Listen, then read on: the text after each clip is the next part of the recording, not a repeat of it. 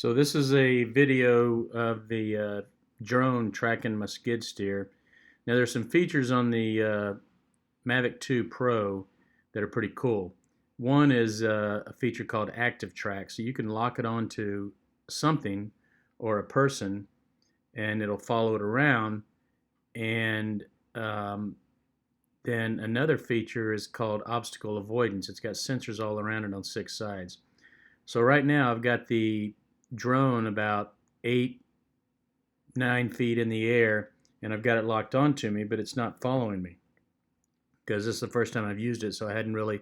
So within the active track, there's some sub modes where one is trace, where it actually follows you, and one is spotlight, where it just kind of sits in place and follows you with the camera until you disappear. And then the other one, I can't remember what it's called.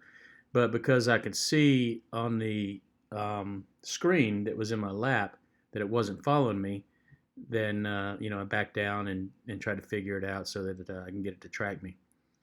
Now, granted, by the time I got to this point, you can see all the tracks in the snow. I'd gone up and down the hill a couple of times and realized it wasn't tracking me and had to back down. So you can see I'm moving the camera around right now. I'm trying to lock it onto me. Locking it on is only part of the problem. Actually getting it to follow you is the second problem. So it's about here that I've got it locked on. And like I said, it's about 8 or 9 feet in the air. So right now it's locked onto me. And I'm going to start heading up the hill. And one of the other challenges of heading up the hill is from where it's at right now to where I'm going to be at the top of the hill is a 70-foot difference. So it has determined its altitude is whatever it is based on this level. Okay, now I'm locked on. But it has to adjust with the terrain, so it's got to do terrain following. So I should be heading up the hill here pretty soon. There we go. And so I've got the screen, which is my phone, in my lap, and I'm watching. I can see that it's following me. Okay, so it's locked onto me, and you can see the obstacle avoidance. It detects that tree right there, and it stops and then finds a clear path around the tree. One of the and you see it's kind of bouncing back and forth because it's having to deal with all the trees that it's sensing. It's having to deal with the ground because the terrain is rising, and so it goes straight, thinking, okay, I'm at 20 feet above sea level, and then now the ground rises and it has to adjust. So it's got all these things going on and oh, by the way, it's got to track me. Now, one of the things about obstacle avoidance is it sees pretty good sized trees pretty well, but what it doesn't see very well is limbs, especially limbs with no leaves on them, which is the case in New York in the winter. So you can see it stopped at that tree right there, and then it backed up and it's going around these trees.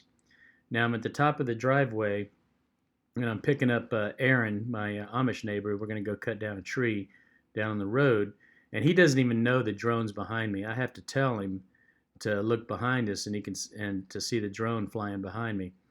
And so he's going to keep an eye on it while we're cruising along. And it's settled out now about 10 feet again because I stopped. So we're going to head down the hill or we're going to head down the road and do a little sawing.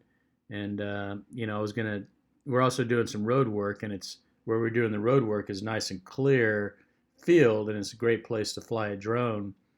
In the woods is not, as I've found out, is not a great place to fly a drone. But Aaron's pretty intrigued. He's got this thing flying around that I'm not controlling it at all. I mean, I've got the controller in my lap, but I'm not actually using any of its controls at all. So one of the other features it's got in this active track is if you go behind a tree, like I did right there, or like I'm going to do right here, it sees you go behind the tree, and it predicts your path so that it can pick you up when you get on the other side of the tree. It's pretty cool. Now here's where I run into problems. You can see it's starting to elevate, and that's where all these limbs coming across are. If I'd have kept it down lower, I'd have been okay, but it's going to meet its demise here. See that big limb right there? It just doesn't see it. boom, and that's the end of my drone. So unfortunately, I'm out of a drone for a while, but DJI is going to replace it. It's just going to take a little time and a little bit more money, but you live and learn.